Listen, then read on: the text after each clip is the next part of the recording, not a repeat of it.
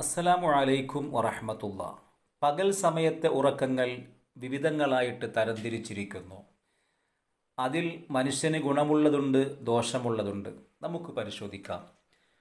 ബഹുമാനപ്പെട്ട ജലാലുദ്ദീൻ സുയൂത്തി റളിയല്ലാഹു അൻഹുവിനെ ഉദ്ധരിച്ച് അല്ലാമ ബുജൈരിമി എഴുതുന്നു, പകലിൻ്റെ ആദ്യത്തിലെ ഉറക്കത്തിന് ഐലൂലത്ത് എന്ന് പറയും. അത് ദാരിദ്ര്യത്തിന് കാരണമാണ്.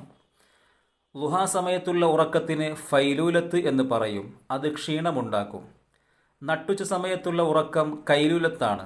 അത് ബുദ്ധിയെ വർദ്ധിപ്പിക്കും. സൂര്യൻ മധ്യത്തിൽ നിന്ന് തെറ്റിയതിനു ശേഷമുള്ള ഉറക്കം ഹൈലൂലത്ത് ആണ്.